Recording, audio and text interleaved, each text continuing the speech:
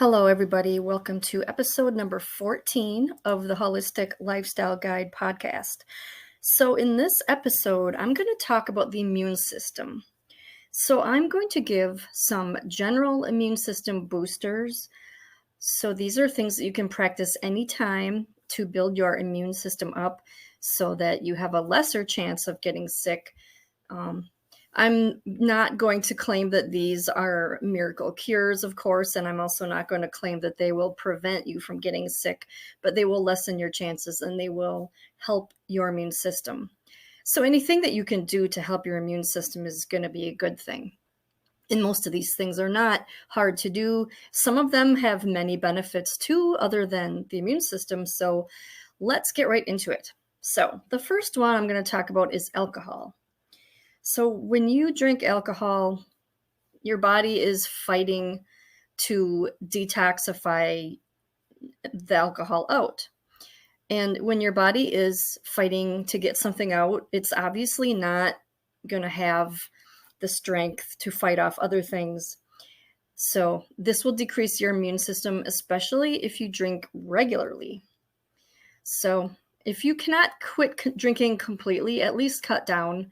So I actually did just write a blog post about alcohol, and there are a few benefits to it, but only if this is done in moderation. So moderation means one drink a day. There's different amounts for men and women, but I would actually say even less than one a day. I don't drink at all anymore. I used to drink a lot. And this is one of my biggest regrets in life. I wish I had never done it. Of course, you don't think that when you're in your 20s. I actually drank all throughout my teens, 20s, 30s, and then it wasn't until I was about 42, I think, that I actually quit. And I was drinking almost every weekend.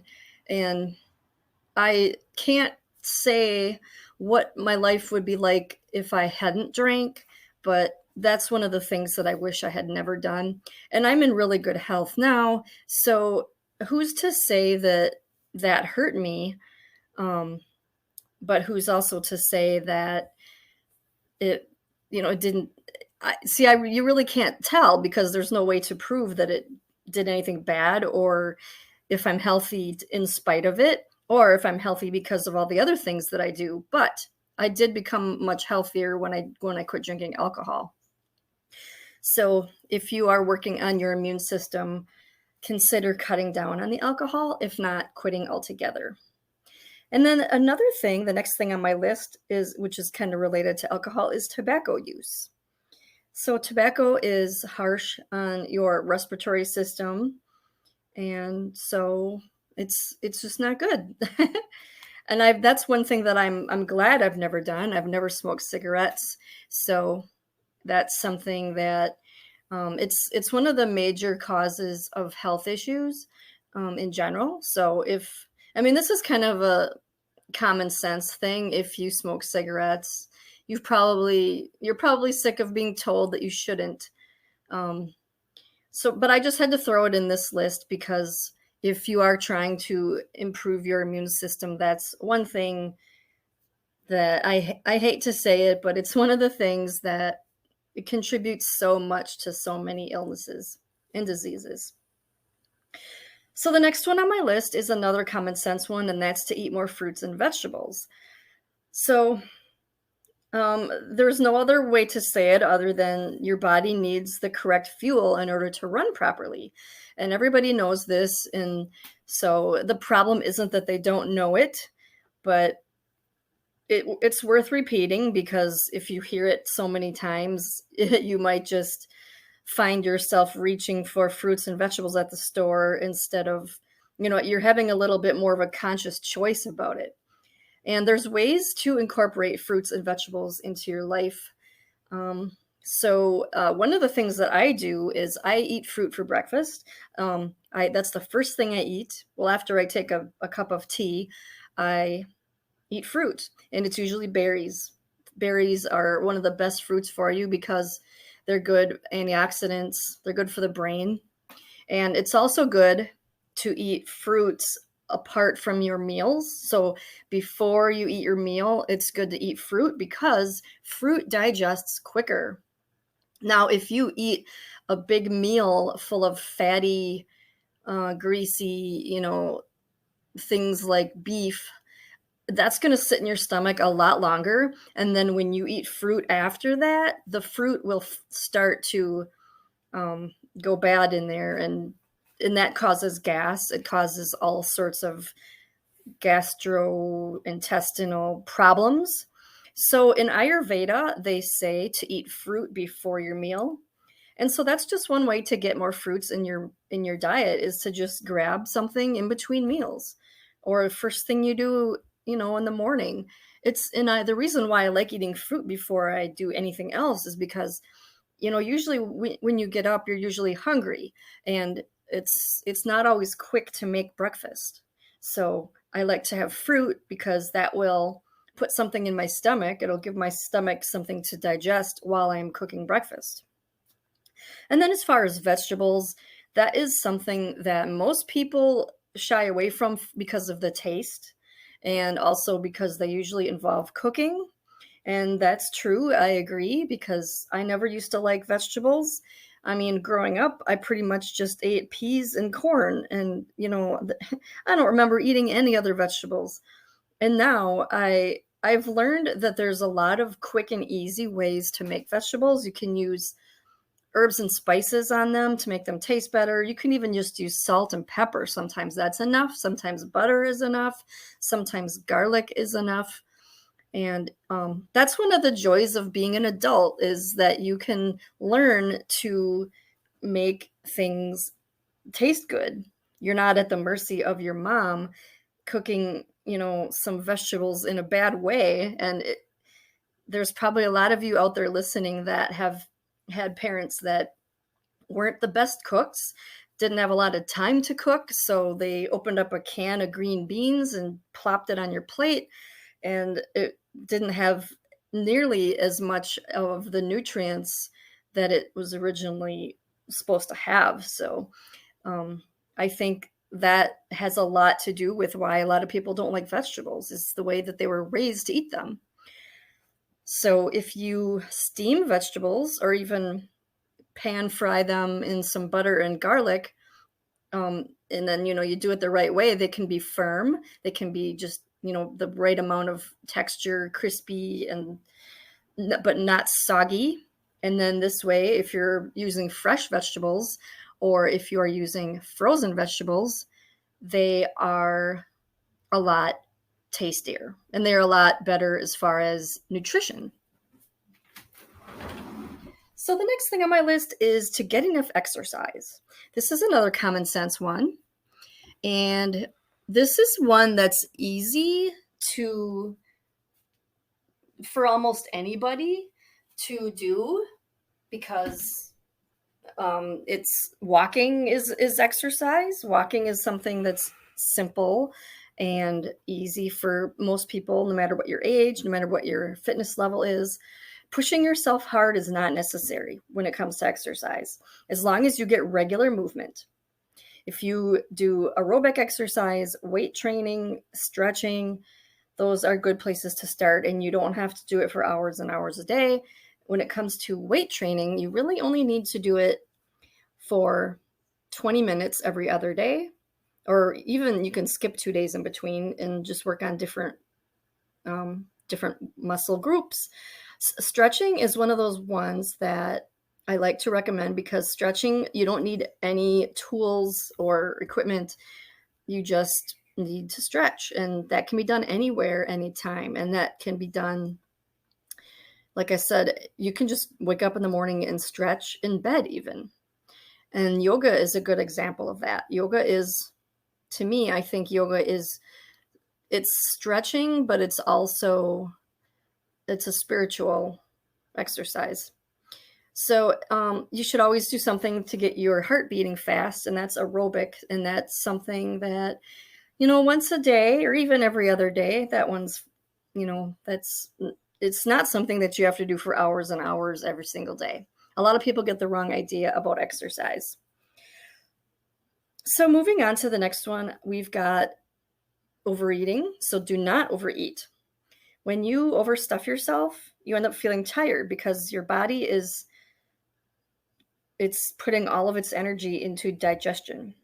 So it's struggling to provide you with the energy that you need because it's working too hard to digest your food. So in Ayurveda, they say you should only eat until you are 3/4 full. If you, like on Thanksgiving, if when most people eat a full plate of everything and then they might go back for seconds, that's what you don't want to do. Now, it's fine on Thanksgiving or Christmas, but I would never make a habit out of that because, like I said, you know, everything in moderation. Your body knows when it's had too much food, and your body knows when it's had enough. And that's why you feel crappy when you've eaten too much. There's that safe spot. There's that comfortable medium area between being satisfied and being full. So just remember to eat until you're 3/4 full. Then the next one on my list is relaxing. So cutting down on stress, that goes a long way towards improving your immune system. This is probably one of the biggest ones, actually. Relaxing affects your mental and emotional health so much that it reaches over into your physical health as well. Because after all, we are holistic beings, and health is greatly influenced by the mind, whether or not that is good or bad. So ways that you can relax, of course, are meditation. There's a lot of self-care activities that are good to do before you go to bed. I've got a lot of information out there about that. I've got videos and blog posts about self-care activities and ways that you can cut down on mental and emotional stress. So I will leave links to those down in the show notes so that you can read some more about that. So the next one is something that I just touched on a little bit, and that is spiritual health. When you improve your spiritual health, it trickles down to everything else because it's all connected. So feeling connected to the universe is crucial for our overall health. This goes along with the last suggestion of relaxing to calm the mind, because when your mind is calm and your spirit is healthy, your immune system will improve. I've actually heard recently that, I don't know how to put it into words, I'm going to probably say this wrong, but spirituality is more important than people give it credit for, because having that connection to everything that exists is one of the factors in good health. They've found that people that have chronic health issues and cancer and all these other serious health issues, they are lacking the spiritual connection. So that's something that I love to talk about. Spirituality is one of my favorite subjects, and I love that that's a fact, that it's so crucial. So now moving on to the next one, I'm going to jump back down to the body, and that is your digestive system. It's a common phrase in Ayurveda that you are not only what you eat, but you are what you digest. So you cannot take in nutrients correctly if your digestive system isn't balanced. So, like I said earlier, not to overeat, but there's also a lot of other tips and tricks that you can do to help your digestive system. And most of these come down to how you eat. So one of the things that you can do is, of course, to be relaxed when you're eating, to be sitting down when you're eating, to chew very slowly and thoroughly, and to not have a lot of stimulation. Don't be multitasking. If you can, sit outside or look out a window or even just look at a picture of nature. These things will help go a long way when it comes to digestion. So the next one on this list is related to digestion, and that is taking proper herbs and spices. So these are really good when it comes to prevention, and also for the immune system. The immune system specifically, especially likes herbs and spices because a lot of these are made for immunity. Herbs, spices, and supplements like ashwagandha, echinacea, turmeric, There's just so many of them. Cinnamon's another one. These are especially good for the immune system. In general, herbs are just incredibly beneficial in countless ways, and I just can't say enough good things about them. I really like to talk a lot about Mountain Rose herbs, and I am an affiliate for them because I've been buying my herbs from them for so long, and since it fits in with what I talk about, I became an affiliate, and so I'm going to leave a link down below. The reason why I like Mountain Rose herbs so much is because they are all organic. They it says on their website all of the ways that they source their herbs. It's very what's the word I'm thinking of? Ethical. You can read all about it on the website, and they've got everything. They've got every way that you can take herbs. So there's lots of ways you can take it with whole leaves, the whole herb, and that's the way that I buy them. And they've also got extracts and tinctures and salves and everything that you could possibly need to take herbs yourself. Herbalism is such a huge subject, and I could talk about that for a long time, and I will leave a link down below if you want to read more about herbs, because they're really that important. Spices as well. Spices are incredibly important for immunity. I think that's one of the things that our ancestors relied on. They didn't have vaccines. They didn't have drugs, I should say pharmaceutical drugs. They didn't have those things, and they relied on spices and oils, herbal oils. So the next one on my list, this is another common sense one, but it's worth repeating because this is so important for so many things, and that is sleep. Most of us could use more sleep than we're getting. So sleep is when your body heals itself. So you should never feel guilty if you sleep 9 or 10 hours a day, because sometimes, if you feel like you need it, your body must need it, especially when you want to get over a cold or a flu, or just you want to improve your immune system in general. I think we can all agree that when you get very little sleep, it affects you very quickly. After one day of no sleep, you're going to notice, especially the next night before you go to bed, you're extra tired. You could practically go to bed before the sun goes down sometimes.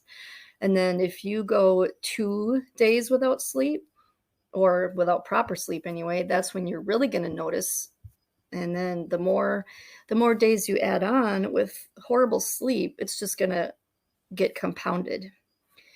So at night when you sleep, this is when your brain is detoxifying the lymph system. The lymph system is what gets your toxins out of you. And this is when your body is rejuvenating overnight while it's sleeping. And the best hours to sleep are 10 p.m. to 6 a.m. And I know that's not ideal for most people. Well, actually, most people probably do sleep those hours because most people work in the mornings. But there's a lot of people out there that work overnights, and I did that for so many years. And that's another thing that I regret. Not that I had much of a choice in the matter, but it's something that I wish I never had to do, because sunlight is crucial for the circadian rhythm. And the circadian rhythm also is what regulates your cortisol and your melatonin. And these are crucial, so crucial for your health in so many ways. So the next one on my list is a couple of vitamins that I would like to mention. Zinc is one of them. Vitamin D is one of them, and that's one that you don't really have to worry too much about if you can get a lot of sunlight. Vitamin C, of course, is important. And I learned recently that kiwi fruit has more vitamin C than an orange. And when I learned that, I've been eating kiwis every single day ever since I learned that. Of course, I also eat oranges, but maybe I'm getting too much vitamin C, who knows? But and as far as vitamin D, I live in the north where most of the year actually, there's the weather's not nice enough to go outside every day. And so I do take a vitamin D supplement, but I also get plenty of it in the summertime. The next one on my list is to let fevers do their job. Now, this one could be seen as controversial because the first thing you think of when you get a fever is, oh no, this is really serious. I've got to take something to help this go away. But I'm going to tell you what fevers are. The purpose of a fever is to get out whatever is causing the fever. Well, I shouldn't say causing, because the fever is the reaction. The fever is your body's response to the virus or whatever's inside you.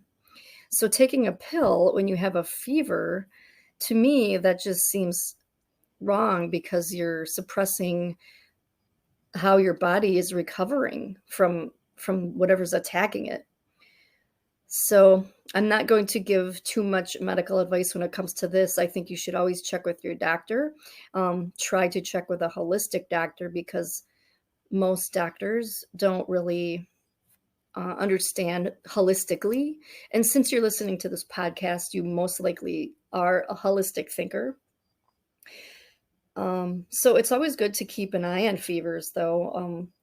I think I've heard that 103 degrees is where, if it gets over that, then that's probably a reason to really worry. But if your fever is 103 or less, I don't think that's any reason to worry. And then what you want to do is drink lots of fluids, sit in front of a fan, put a wet cloth on your forehead, things like that, and take it easy and drink, like I said, drink fluids.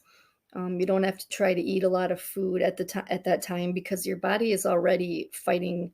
It's using its energy to fight off the illness. So there's a reason for the fever, and your body knows what it's doing. So that's something that I like to tell people. But again, make sure to check with a holistic practitioner if you really want to, go about that the correct way. So there's one more left on my list, and that is to drink more fluids, especially if you have a fever, like I just said, or if you're sweating a lot, if you are very active physically, if you live in a very hot climate, then you should drink more than what is recommended. I don't know the actual amount as far as ounces per pound, but I do know that about 8 glasses a day is average for most people.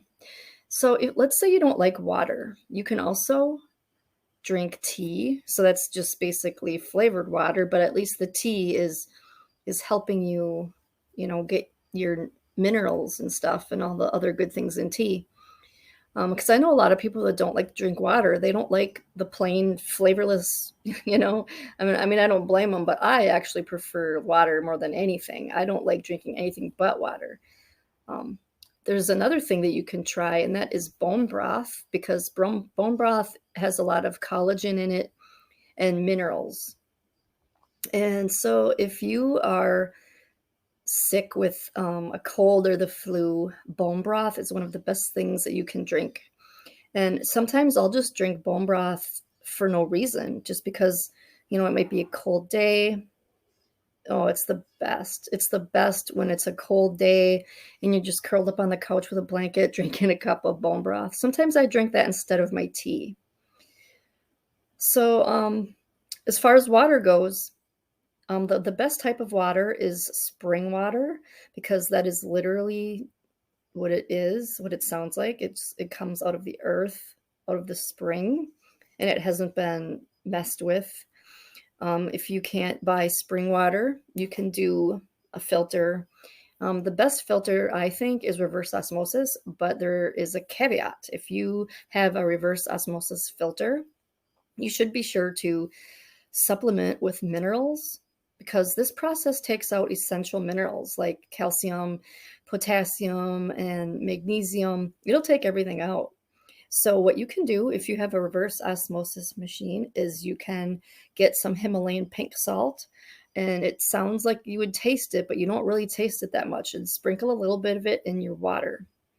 And if you don't really want to do that, you can buy liquid minerals. They're called trace minerals, and I will leave a link down to that in the show notes, because that is something that's even good anyway. Like, even if you don't have a reverse osmosis machine, it's probably a good idea to give yourself some trace minerals because most people are deficient in those. It doesn't take much.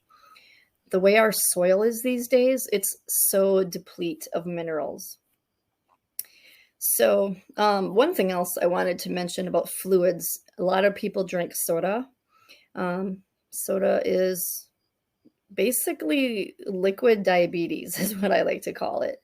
It's just sugar water that's been flavored with chemicals. And I just don't even know how people can drink that. I mean, I used to drink it, but that was before I knew what was in it. And I just cannot say enough about how horrible soda is for you. Even a lot of fruit juices contain extra added sugar. So if you're going to drink fruit juice, don't buy the kind that comes in a container. And then, always make sure you look at the ingredient labels because they will have sugar on it if there's sugar in there. Now, fruit does have natural sugar. However, if you buy certain fresh pressed juices are the best. But if you buy certain juices, they should, just look at the label. If there's a lot of extra sugar, I would rather just do fresh pressed. Either that or eat your fruit. Just eat fruit and then you get your juice in the fruit, which is the way nature intended for it and to be anyway.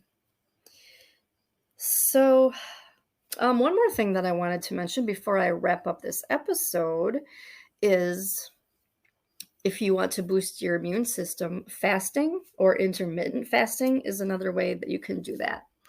Now, fasting is there's a huge spectrum of fasting. There's a lot of people that do it. I just did an episode on this actually. I won't leave a link because you can just see it on the, most likely you're listening to this and you can see the player. Just go down and look and see. It's called Fasting for Good Health if you're really interested in fasting. But what I'll say about it quickly here is to do intermittent fasting, not where you're going like a week without food. I don't really condone that for most people. That's a whole nother subject, something you should talk to your doctor about. But for now, intermittent fasting is really just eating 3 meals a day within an 8-hour window. So let's say, or maybe even a 6-hour window. Let's say you get up and then you eat breakfast around 10 in the morning, and then you eat lunch around 1 or 2, and then you eat dinner around 5 or 6. That's all. And then you just don't eat again until the next day. So that's intermittent fasting. And I've gone way more into detail about that subject in other places. So I will leave a link in the show notes to some more resources if you would like to learn about fasting. So that's it for this episode. And I hope you got some benefit out of this and learned a few things that you can add to your lifestyle to help improve your immune system. Thank you so much for listening.